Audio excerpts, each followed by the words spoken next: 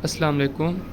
आज जो है हम पीएमसी का last topic number 13 variation and genetics start करने लगे हैं। इसके बाद जो है फिर हम अपना फोकस फिज़िक्स पे रखेंगे। ठीक है, तो चलें स्टार्ट करते हैं। Question number 1, genes carry blueprints for making. तो देखें, क्रोमोसोम में होते हैं जीन्स में डीएनए की ट्रांसक्रिप्शन होगी, आरएनए बनेगा, फिर ट्रांसलेशन होगी, फिर प्रोटीन बनेगी। तो genes carry blueprints for making proteins. ठीक है। Question number 2, homologous chromosomes in a diploid cell में vary from each other in. तो होमोलोगस क्रोमोसोम को हम डिफाइन करते हैं such chromosome pair of chromosome having same length, position यानी loci, shape, ठीक है, बट मे और मे नॉट सेम अलील्स। ठीक है, आपकी बुक में जो है चैप्टर के स्टार्ट में डायग्राम बनी हुई है होमोलोगस क्रोमोसोम की, उसमें दिखाया हुआ है उसने कि लेंथ, पोजीशन, शेप उसकी सेम है, लेकिन अलील सेम भी हो सकते हैं और डिफरेंट भी। Question number 3, biological information are stored in DNA in sequence of nitrogenous bases. Option B.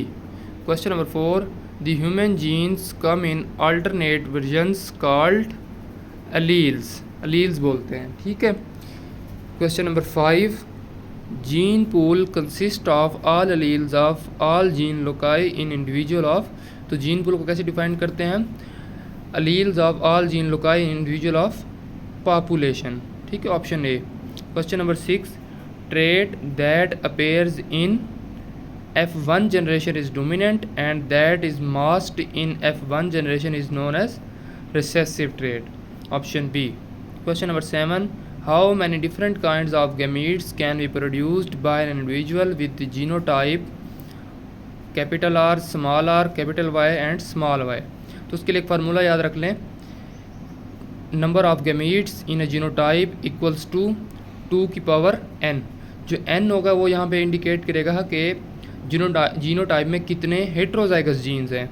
जैसे इसमें जीनोटाइप में 2 हेट्रोजाइगस जीन है, कौन कौन से? एक कैपिटल आर स्मॉल आर और दूसरा capital Y and small y, ये 2 हेट्रोजाइगस जीन हैं। तो अब 2 की पावर n थी, n के अंदर हम n की जगह हम 2 पुट करेंगे तो क्या आ जाएगा? 2 to the 4। अब 4 कैसे बनते हैं आप वो देख भी सकते हैं कि एक बनेगा कैपिटल आर कैपिटल वाई, एक कैपिटल आर स्मॉल वाई, एक स्मॉल आर कैपिटल वाई और एक स्मॉल आर स्मॉल वाई, तो 4 गैमीट्स बनेंगे। ठीक है। Question number 8, in peas Mendel found that tall plants with yellow peas are dominant. ठीक है, tall plant with yellow peas. The phenotype for a new plant with genotype capital T small T capital Y small Y. तो देखें, phenotype बोलते हैं physical appearance को। ठीक है, option में देखें, ऑप्शन ए है हेट्रोजाइगस। हाँ, हेट्रोजाइगस तो है लेकिन ये जीनोटाइप है, फिनोटाइप को हम कभी भी नहीं बोलते कि हेट्रोजाइगस है। ठीक है, इसमें अपीयरेंस बतानी है उसकी। ऑप्शन बी में देखें टाल विद ग्रीन पीस, ये भी फिनोटाइप है। ऑप्शन सी में भी फिनोटाइप है। फिर ऑप्शन डी में जीनोटाइप दी हुई है उसने।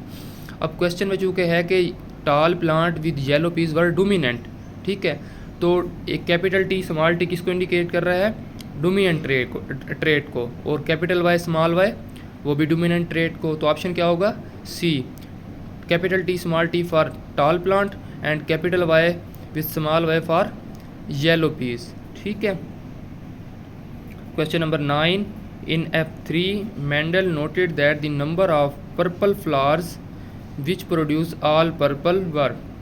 तो पर्पल क्योंकि एक डोमिनेंट ट्रेट था, ठीक है, और F3 में उसने नोट किया था कि जो टोटल हमें कितने मिले थे? 3 जो मिले थे हमें वो डोमिनेंट मिले थे। ठीक है, मतलब कि 3:1 थी ना, 3 डोमिनेंट थे और 1 रिसेसिव था।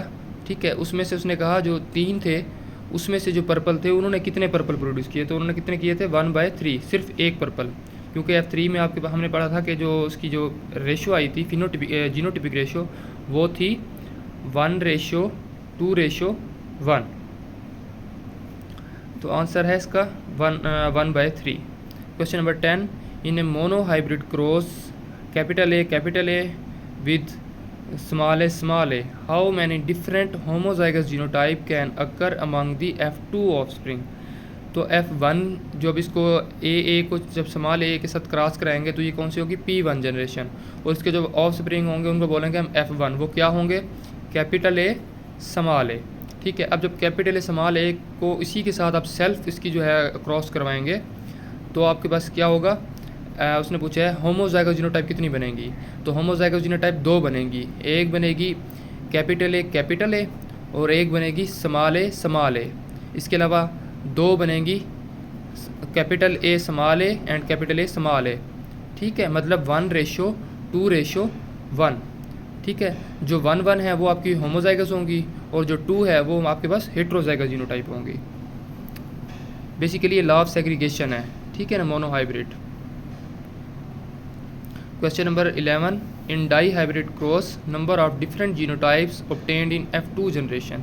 तो F2 जनरेशन में हमें कितनी जीनोटाइप्स मिली थी, 16। लेकिन उसने पूछा है हेट्रो मतलब डिफरेंट जीनोटाइप्स कौन सी हैं, मतलब 16 में से डिफरेंट कितनी होंगी, वो होंगी 9। आप बुक में टेबल जो बना हुआ है 16 जीनोटाइप्स का, उसमें आप देखें और काउंट करें जो डिफरेंट है एक दूसरे से, वो कितनी है, 9। Question number 12, number of green inflated pores in F2 generation. तो पहले तो आपको ये पता हो कि ग्रीन कौन सी ट्रेट है और इन्फ्लेशन पोर्ट्स की वो कौन सी ट्रेट है। तो ग्रीन भी डोमिनेंट ट्रेट है और इन्फ्लेटेड पोर्ट्स भी डोमिनेंट ट्रेट है। तो याद रखें जब, क्योंकि हमें जो मेंडल्स में जो रेशो मिली थी वो क्या मिली थी हमें, 9:3:3:1। मतलब सबसे ज़्यादा कौन सी वैल्यू, 9। और 9 किसके लिए होगी, जब दोनों ट्रेड्स डोमिनेंट होंगे। और सबसे कम वैल्यू है 1, वो किसके लिए होगी, जब दोनों ट्रेड्स रिसेसिव होंगे। ठीक है, अब चूंकि दोनों ट्रेड्स डोमिनेंट हैं, ग्रीन भी और इन्फ्लेशन भी, तो क्या इसकी प्रोबेबिलिटी आ जाएगी 9/16। ठीक है। Question number 13, inheritance of seed shape in peace is an example of. तो देखें, क्योंकि जो मेंडल्स की जो उसने 7 ट्रेड्स थी वो किसको फॉलो करती थी, कंप्लीट डोमिनेंस को। ठीक है, कंप्लीट डोमिनेंस। जैसे अभी हमने बताया कि green ports dominant, inflated port dominant over the constricted ports, तो ये सारी की सारी कंप्लीट डोमिनेंस को फॉलो करती हैं। Question number 14, linkage results in the formation of मोर।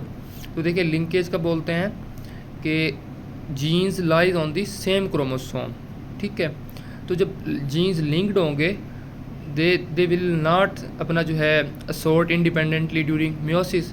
जब वो असॉर्ट नहीं हो सकेंगे इंडिपेंडेंटली तो जो है वेरिएशंस प्रोड्यूस नहीं होंगी। तो मतलब कि सिमिलर जो उसके पेरेंट्स होंगे उन्हीं से मिलती जुलती फिनोटाइप्स प्रोड्यूस होंगी। तो linkage results in the formation of more parental phenotype. ठीक है। Question number 15, how many pigment alleles produce red coloured grain. तो देखें, एक थे डार्क रेड, एक थे मॉडरेटली रेड, एक थे रेड, एक थे लाइट रेड। तो डार्क रेड थे उनमें 6 अपना पिगमेंट एलील्स होते हैं, मॉडरेटली रेड में 5 और रेड के अंदर 4, लाइट रेड के अंदर 3, पिंक के अंदर 2, लाइट पिंक के अंदर 1 और वाइट के अंदर नो पिगमेंट एलील्स। ठीक है, तो इसको आप याद कर लें। Answer is option B. Question number 16, ABO blood group system in human is controlled by gene I which has 3 alleles. The how many maximum alleles can be present in a population? देखें, क्योंकि 3 alleles थी IA, IB and I। ठीक है, अब वो कहते हैं एक पॉपुलेशन में मैक्सिमम कितनी हो सकती हैं। पहले तो आप देखिए एक इंडिविजुअल में मैक्सिमम कितनी हो सकती हैं। एक इंडिविजुअल मैक्सिमम 2 हो सकती हैं। लाइक अगर एक बंदे का ब्लड ग्रुप A है तो उसमें एलील्स कौन कौन सी होंगी, IA I, मतलब 2 अलील होंगी मैक्सिमम। इस तरह अगर किसी का ब्लड ग्रुप जो है B है उसमें अलील क्या होंगी, IBI, मतलब 2 अलील होंगी। तो एक पर्सन में मैक्सिमम 2 अलील हो सकती हैं। अब चूँकि हम पॉपुलेशन की बात कर रहे हैं, क्योंकि पॉपुलेशन में डिफरेंट ब्लड ग्रुप से पीपल होते हैं, तो उनमें तीनों की 3 अलील्स होंगी। ठीक है, किसी का ब्लड ग्रुप A होगा, किसी का B होगा, किसी का O होगा, तो मैक्सिमम अलील्स कितनी हो सकती हैं, 3, और एक पर्सन में maximum 2। Question number 17, a child's blood group is O, the parents blood group can not be. तो देखें, उसने कहा बच्चे का ब्लड ग्रुप O है तो माँ बाप का ब्लड ग्रुप कौन सा होना चाहिए। तो क्वेश्चन में पूछ रहा है कौन सा नहीं हो सकता गिवन ऑप्शन में से। तो ऑप्शन A देखें, AB and O। Suppose AB है, AB की जो हम अलील्स होंगे वो कौन कौन से होंगे, IA, IB, और O के लिए कौन कौन से होंगे, II। जब इनको क्रॉस कराएंगे तो आपको II नहीं मिलेगा। O ब्लड ग्रुप के लिए क्या होना चाहिए, आई, मतलब स्मॉल आई। अब चूँकि ए बी ब्लड ग्रुप के लिए कौन कौन से एलील्स हैं, आई ए आई बी, और ओ के लिए है आई। जब इन दोनों को क्रॉस कराएंगे तो आई हमें नहीं मिलेगा, तो ये बच्चे के पेरेंट्स नहीं हो सकते। बी ऑप्शन में देखें, ए ब्लड ग्रुप है तो इसके जो एलील होंगे वो होंगे आई ए आई, और दूसरे ए है तो उसको आपस में जब क्रॉस कराएंगे तो आई हमें मिलेगा, तो मतलब ये पेरेंट्स हो सकते हैं। फिर देखें ए एंड बी, ए है तो आई ए आई, और बी का क्या होगा, आई बी आई। जब इनको क्रॉस कराएंगे तब भी हमें आई मिलेगा, मतलब ये भी पेरेंट्स हो सकते हैं। फिर डी ऑप्शन है blood group B, blood group B है तो उसका क्या होगा, आई बी एंड आई। जब उसको ओ के साथ कराएंगे आई के साथ तब भी हमें आई मिलेगा, तो मतलब ये भी पेरेंट्स हो सकते हैं। ऑप्शन ए जिसका क्वेश्चन का आंसर है वो option A. Question number 18, when pink flower 4 o'clock plant is crossed with red flower plant, what is probability of pink flower plant. ये बिल्कुल सिंपल सा है। पिंक फ्लावर की जो हमारे पास जीनोटाइप थी वो क्या थी, कैपिटल आर स्मॉल आर, और रेड की क्या थी, कैपिटल आर कैपिटल आर। जब इन दोनों को क्रॉस कराएंगे आप देखेंगे कि 50% में जो है रेड होंगे और 50% में क्या होंगे, जो है पिंक होंगे। ठीक है, option B. Question number 19, a person with O blood type can't safely receive blood transfusion from donors with which of the following blood type. तो देखें, ब्लड ग्रुप की जब ट्रांसफ्यूजन करते हुए हमने ख्याल रखना होता है कि कहीं एंटीजन एंटीबॉडी रिएक्शन ना हो जाए। ठीक है, अब एंटीजन बेसिकली कहाँ पर होती हैं, ब्लड सेल्स के ऊपर। ठीक है, अब अगर एक बंदे का ब्लड ग्रुप ओ है, ठीक है, तो उसमें एंटीजन कोई भी नहीं होगी। ठीक है, लेकिन उसमें एंटीबॉडी ए भी होगी और एंटीबॉडी बी भी होगी। अब अगर फ़र्ज़ करें उसे हम ब्लड ग्रुप बी लगा रहे हैं, ठीक है, अब ब्लड ग्रुप जब बी लगा रहे हैं उसके पास एंटीजन कौन सी है, बी। जब उसको देंगे और ए के पास ऑलरेडी जो है बी के लिए जो हमारे पास एंटीबॉडी मौजूद है, वो जो है इसके साथ अटैक करके जो है कम्प्लेक्स बना देगी, इसी वजह से आरबीसीज की डिस्ट्रक्शन हो जाएगी, हीमोलाइसिस हो जाएगा। इसी तरह अगर ए बी, अब ए बी वाले के पास जो है अगर डोनर है तो उसके पास एंटीजन कौन कौन सी हैं, ए भी है और बी भी है। ठीक है, जब उसे हम लगाएंगे ओ वाले को, अब ओ वाले के पास जो है ए बी के लिए एंटीबॉडीज़ मौजूद हैं पहले से, वो उसके साथ रिएक्शन कर जाएगी। तो इसीलिए हम जो ओ वाले को सिर्फ और सिर्फ ओ ब्लड ग्रुप लगाते हैं। क्यों, क्योंकि जब ओ लगाएंगे ओ के पास एंटीजन तो होएगी नहीं, उसके पास तो सिर्फ एंटीबॉडी हैं। जब देने वाले के पास भी एंटीजन नहीं है और लेने के वाले के पास भी एंटीजन नहीं है तो एंटीजन एंटीबॉडी रिएक्शन हो ही नहीं सकता।